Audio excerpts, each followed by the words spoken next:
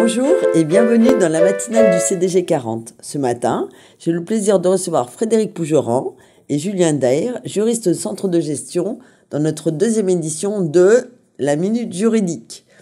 Bonjour. Bonjour. À l'étude aujourd'hui, la rupture conventionnelle. Je passe à ma première question à Julien. Qu'est-ce que c'est que la rupture conventionnelle ? Alors, c'est une procédure qui permet de mettre fin aux fonctions d'un agent public qui travaille au sein d'une collectivité. Elle est notamment encadrée par la loi de transformation de la fonction publique du 6 août 2019, mais également par des décrets et des arrêtés interministériels. Elle résulte d'un commun accord entre l'autorité territoriale et l'agent concerné et ne peut pas être imposée par l'une ou l'autre des parties. Donc c'est un dispositif qui est rentré en vigueur au 1er janvier 2020. Et qui peut en bénéficier ? Est-ce qu'elle est ouverte à tous les agents publics ? Non, elle n'est pas ouverte à tous les agents publics. Seuls les agents fonctionnaires titulaires et les agents en CDI de droit public peuvent en bénéficier. C'est un dispositif qui a été mis en place à titre expérimental pour les agents fonctionnaires titulaires jusqu'au 31 décembre 2025 et de manière pérenne pour les agents en CDI. Sont donc exclus de cette procédure les agents en CDD de droit public ainsi que les agents fonctionnaires stagiaires. Merci. Et comment se déroule la procédure ? Alors c'est une procédure très encadrée qui débute par une demande écrite, puisque l'une des parties remet en main propre ou par lettre recommandée, donc avec avis de réception, à l'autre partie une demande écrite de rupture conventionnelle. À l'issue de cette demande écrite, un ou plusieurs entretiens vont être réalisés. Donc c'est l'autorité territoriale qui va fixer la date de l'entretien, qui doit être quand même comprise entre 10 jours et 1 mois après la réception de la lettre de demande. Donc comme je vous l'ai dit juste avant, plusieurs entretiens peuvent être nécessaires et l'agent pourra également se faire assister par un conseiller d'une organisation syndicale.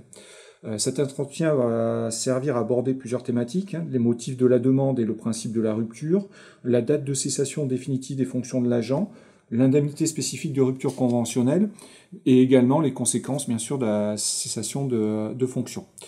À l'issue de tous ces entretiens, il va y avoir une convention qui va être rédigée.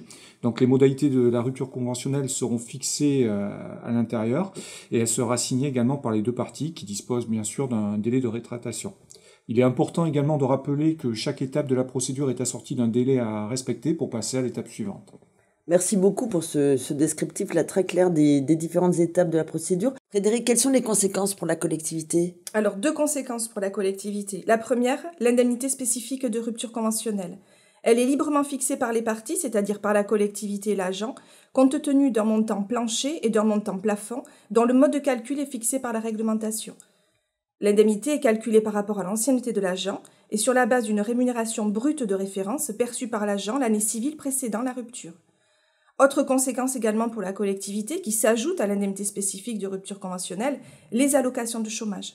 Si les conditions sont réunies, la collectivité pourrait également être amenée à verser des allocations de chômage.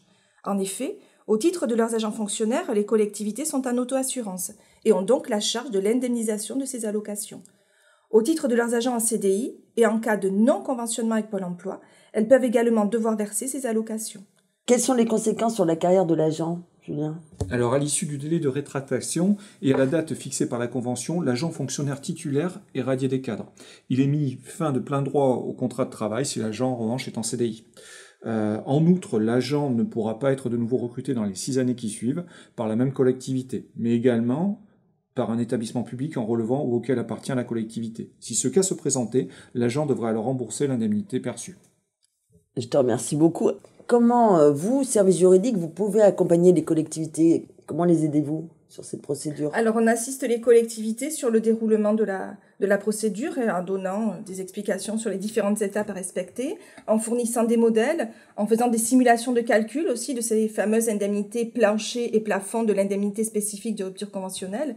Et nous relisons, à la demande des collectivités, les documents nécessaires à la mise en œuvre de la procédure. Bien, il me reste à vous remercier tous les deux. Vraiment, c'était un échange très intéressant.